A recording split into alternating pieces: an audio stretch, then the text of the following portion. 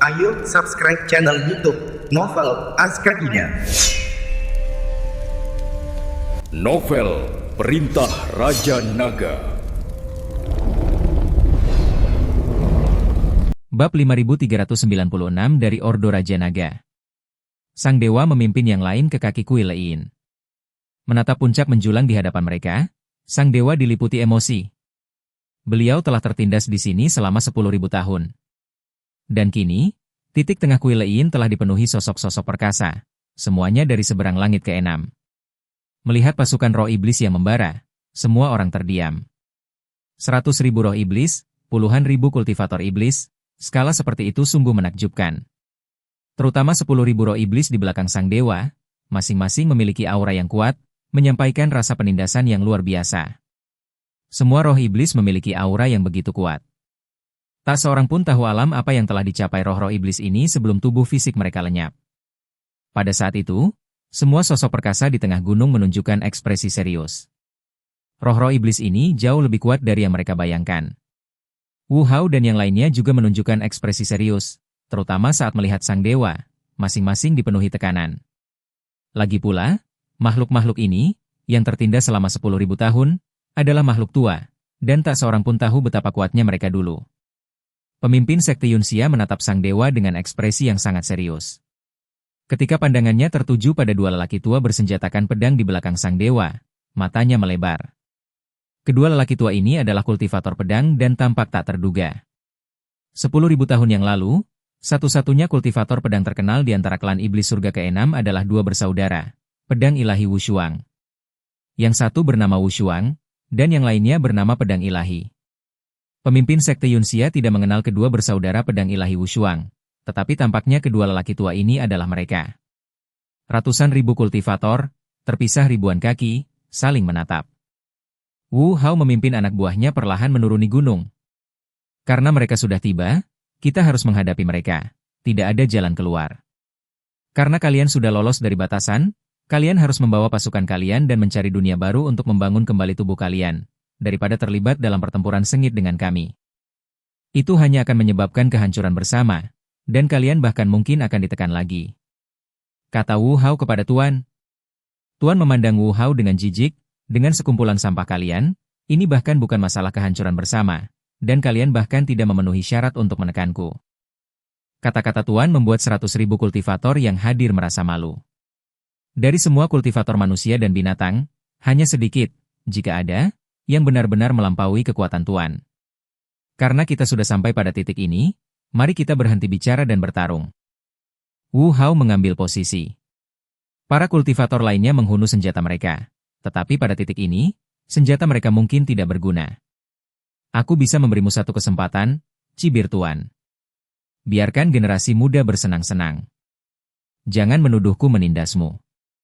Jika kau kalah, serahkan buku panduan pengorbanan, dan keluarlah dari surga ke-6. Ingat, hanya ada satu kesempatan. Bagaimana jika kau kalah? Tanya Wu Hao. Aku akan membawa anak buahku dan pergi, dan tidak akan pernah muncul lagi di surga ke-6, kata Tuan dengan percaya diri. Wu Hao berbalik dan melirik orang-orang di belakangnya. Ia tidak berani mengambil keputusan sendiri, ia harus meminta pendapat semua orang. Tidak masalah. Aku akan menemui mereka dulu. Seorang pria berpakaian hijau melompat di depan Wu Hao.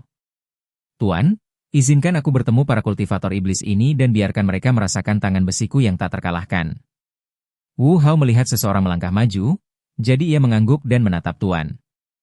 Baiklah. Tuan tersenyum, senyum yang penuh dengan kesombongan dan kekejaman, seolah-olah hasilnya sudah ditentukan. Tuan, aku akan pergi dulu. Seorang pemuda berpakaian putih melangkah maju. Pakaian putihnya yang berkibar dan sikapnya yang seperti orang bijak membuatnya sama sekali tidak terlihat seperti seorang kultivator iblis. Kau? Sang Tuan menatap tajam pemuda berbaju putih itu. Tuan muda Mu Baiyi dari sekte Tianluo. Pemuda berbaju putih itu memperkenalkan dirinya. Nak, kau sedang mencari mati. Pria berbaju hijau itu mencibir. Bab 5397 dari Perintah Raja Naga, jangan datang dengan sampah. Mu Baiyi melirik pria berbaju hijau itu dan tak berkata apa-apa, lalu tiba-tiba menghilang. Dengan desiran, Tak seorang pun bisa melihat apa yang terjadi, karena pria berbaju hijau itu langsung terbelah dua, darah dan isi perut berhamburan di tanah. Melihat pemandangan ini, semua orang terkagum-kagum. Kultivator iblis muda di hadapan mereka ternyata telah mencapai peringkat ke-9 alam abadi duniawi. Dengan kekuatan seperti itu, ia bisa menjadi pemimpin sebuah sekte bahkan di alam surga ke-6. Mu Bayi muncul, melirik Wu Hao dan yang lainnya, lalu berkata dengan tenang, sebaiknya kalian kirim seseorang yang cakap, bukan sampah. Bab 5396 dari Ordo Raja Naga. Sang dewa memimpin yang lain ke kaki kuil Lein. Menatap puncak menjulang di hadapan mereka, sang dewa diliputi emosi. Beliau telah tertindas di sini selama 10.000 tahun. Dan kini, titik tengah kuil Lein telah dipenuhi sosok-sosok perkasa, semuanya dari seberang langit ke-6. Melihat pasukan roh iblis yang membara, semua orang terdiam. 100.000 roh iblis, puluhan ribu kultivator iblis, skala seperti itu sungguh menakjubkan. Terutama 10.000 roh iblis di belakang sang dewa, masing-masing memiliki aura yang kuat, menyampaikan rasa penindasan yang luar biasa. Semua roh iblis memiliki aura yang begitu kuat. Tak seorang pun tahu alam apa yang telah dicapai roh-roh iblis ini sebelum tubuh fisik mereka lenyap. Pada saat itu, semua sosok perkasa di tengah gunung menunjukkan ekspresi serius. Roh-roh iblis ini jauh lebih kuat dari yang mereka bayangkan. Wu Hao dan yang lainnya juga menunjukkan ekspresi serius, terutama saat melihat sang dewa, masing-masing dipenuhi tekanan. Lagi pula, makhluk-makhluk ini, yang tertindas selama 10.000 tahun, adalah makhluk tua, dan tak seorang pun tahu betapa kuatnya mereka dulu. Pemimpin sekte Yunxia menatap sang dewa dengan ekspresi yang sangat serius. Ketika pandangannya tertuju pada dua lelaki tua bersenjatakan pedang di belakang sang dewa, matanya melebar. Kedua lelaki tua ini adalah kultivator pedang dan tampak tak terduga. 10.000 tahun yang lalu, satu-satunya kultivator pedang terkenal di antara klan iblis surga ke-6 adalah dua bersaudara, pedang ilahi Wu Shuang. Yang satu bernama Wu Shuang, dan yang lainnya bernama pedang ilahi. Pemimpin sekte Yunxia tidak mengenal kedua bersaudara pedang ilahi Wu Shuang, tetapi tampaknya kedua lelaki tua ini adalah mereka. Ratusan ribu kultivator, terpisah ribuan kaki, saling menatap. Wu Hao memimpin anak buahnya perlahan menuruni gunung. Karena mereka sudah tiba, kita harus menghadapi mereka. Tidak ada jalan keluar. Karena kalian sudah lolos dari batasan, kalian harus membawa pasukan kalian dan mencari dunia baru untuk membangun kembali tubuh kalian, daripada terlibat dalam pertempuran sengit dengan kami. Itu hanya akan menyebabkan kehancuran bersama, dan kalian bahkan mungkin akan ditekan lagi. Kata Wu Hao kepada Tuan. Tuan memandang Wu Hao dengan jijik, dengan sekumpulan sampah kalian, ini bahkan bukan masalah kehancuran bersama, dan kalian bahkan tidak memenuhi syarat untuk menekanku. Kata-kata Tuan membuat 100.000 kultivator yang hadir merasa malu. Dari semua kultivator manusia dan binatang, hanya sedikit, jika ada, yang benar-benar melampaui kekuatan Tuan. Karena kita sudah sampai pada titik ini, mari kita berhenti bicara dan bertarung. Wu Hao mengambil posisi. Para kultivator lainnya menghunus senjata mereka, tetapi pada titik ini, senjata mereka mungkin tidak berguna. Aku bisa memberimu satu kesempatan, cibir Tuan. Biarkan generasi muda bersenang-senang. Jangan menuduhku menindasmu.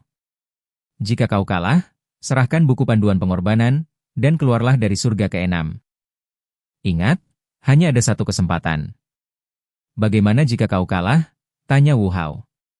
Aku akan membawa anak buahku dan pergi, dan tidak akan pernah muncul lagi di surga ke-6, kata Tuan dengan percaya diri. Wu Hao berbalik dan melirik orang-orang di belakangnya.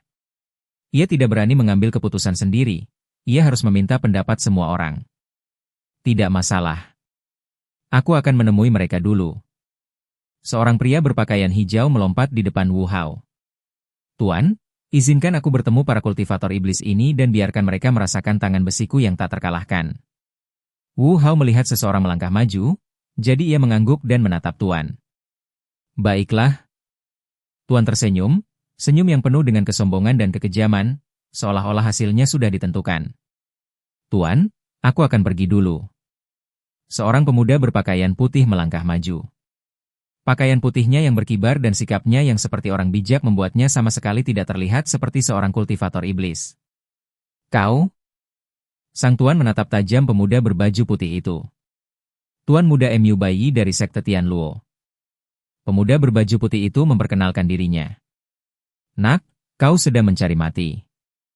Pria berbaju hijau itu mencibir.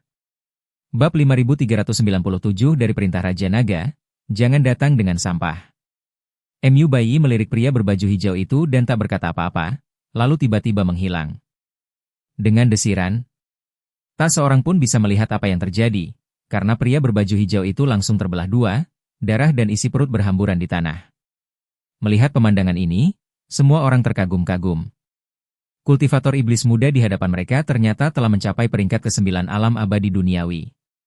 Dengan kekuatan seperti itu, ia bisa menjadi pemimpin sebuah sekte bahkan di alam surga ke-6. Mu Baiyi muncul, melirik Wu Hao dan yang lainnya, lalu berkata dengan tenang, sebaiknya kalian kirim seseorang yang cakap, bukan sampah. Menyatu menjadi bayangan-bayangan bengkok yang tak terhitung jumlahnya yang bergulat dengan naga es itu. Meskipun naga es itu kuat, bayangan-bayangan itu, bagaikan belatung di tulang tarsalnya, terus-menerus menggerogoti tubuhnya, segera melahapnya berkeping-keping. Paf! Leng Yun memuntahkan seteguk darah, tubuhnya gemetar. Naga es itu hancur, dan kekuatan spiritualnya benar-benar habis. Mu Baiyi perlahan berjalan menuju Leng Yun, dengan tombaknya mengarah tepat ke tenggorokannya. Sudah kubilang, peringkat di daftar seni bela diri itu sampah. Berhenti. Wu Yu tak kuasa menahan diri untuk berteriak, tetapi dihentikan oleh Wu Hao. Wajah Wu Hao serius, ini duel yang adil, kita tidak bisa ikut campur. Leng Yun menggertakkan gigi dan berusaha keras untuk berdiri, tetapi mendapati dirinya tak berdaya. Ia menatap mata dingin Mu Baiyi, hatinya dipenuhi keengganan, tetapi tak berdaya. Mati. Mu Baiyi menusukkan tombaknya ke depan, dan tombak itu menusuk jantung Leng Yun dengan napas mematikan. Di saat kritis ini, seberkas cahaya keemasan tiba-tiba melesat dari arah Kui Lein. Dengan bunyi dentang, cahaya itu mengenai tombak, menangkisnya. Mu Baiyi terkejut dan berbalik melihat David berdiri di pintu masuk Kui Lein, menatapnya dengan dingin. David. Sue Wuing menggertakkan giginya, kilatan ketakutan di matanya. Mu Baiyi mengerutkan kening. Siapa kau? Beraninya kau merusak kebaikanku. David mengabaikannya dan melesat ke sisi Leng Yun, menyuntikkan aliran kekuatan naga ke dalam dirinya. Leng Yun tiba-tiba merasa hangat di sekujur tubuhnya, dan kekuatannya berangsur-angsur kembali. Terima kasih, rekan Taois, kata Leng Yun penuh terima kasih. David mengangguk dan berbalik menatap Mu Baiyi. Ini hanya duel, untuk apa membunuhku?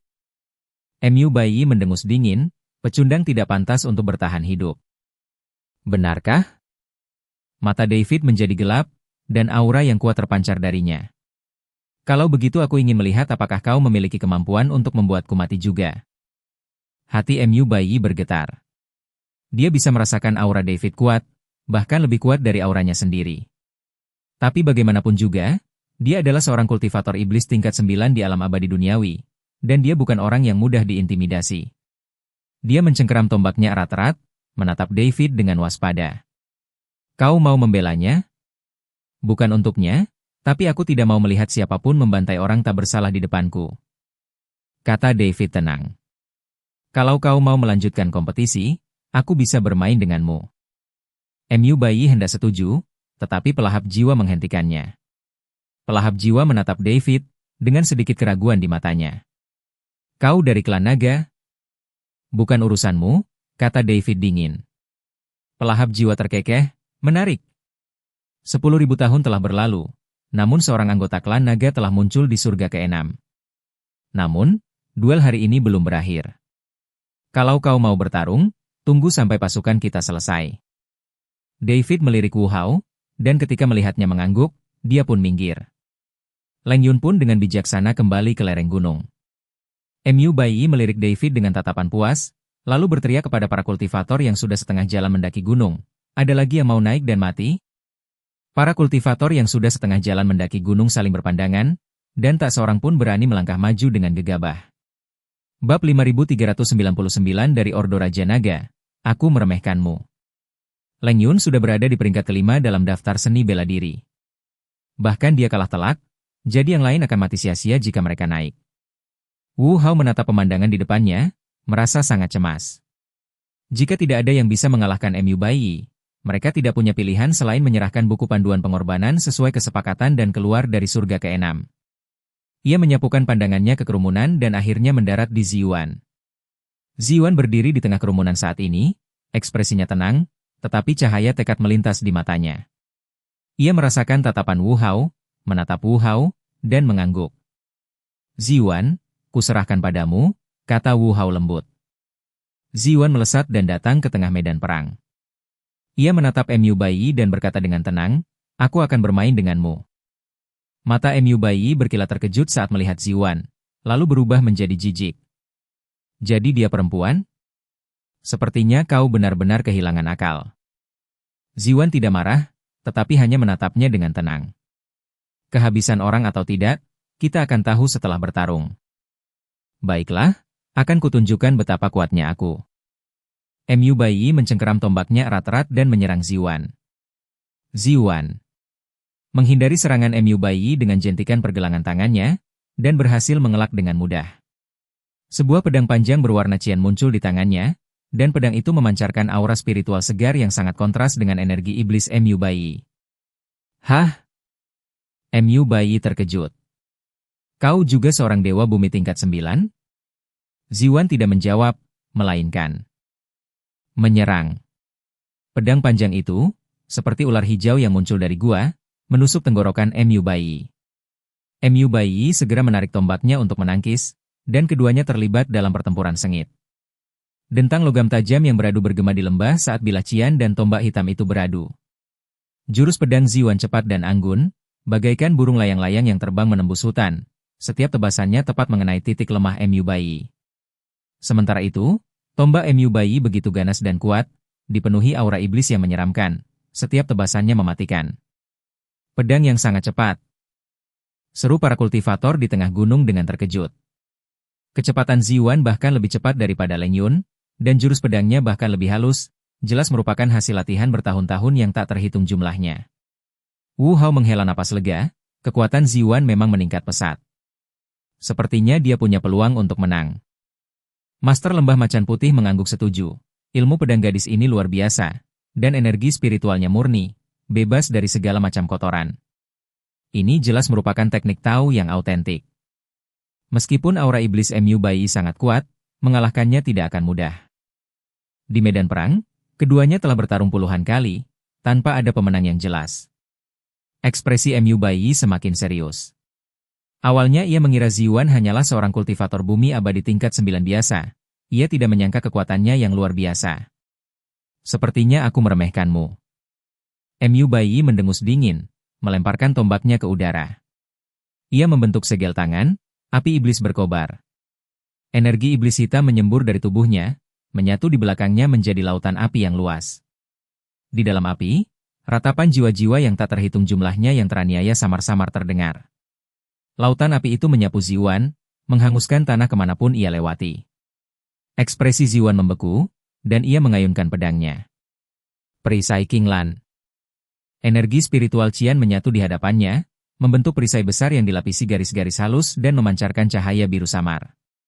Lautan api itu bertabrakan dengan perisai Qinglan, menimbulkan suara mendesis dan mengirimkan percikan hitam yang tak terhitung jumlahnya. Hancurkan. Mu Baiyi meraung, meningkatkan energi iblisnya. Lautan api semakin kuat, dan garis-garis pada perisai Qinglan mulai kabur. Dahi Ziyuan dipenuhi butiran keringat. Ia bisa merasakan keanehan energi iblis Mu Baiyi. Energi itu tidak hanya kuat, tetapi juga membawa kekuatan korosif yang terus-menerus menggerogoti energi spiritualnya. Aku tidak bisa bertahan secara pasif lagi, pikir Ziyuan, lalu tiba-tiba menarik perisai Qinglan. Ia melesat dan melesat ke arah Mu Baiyi bagai anak panah.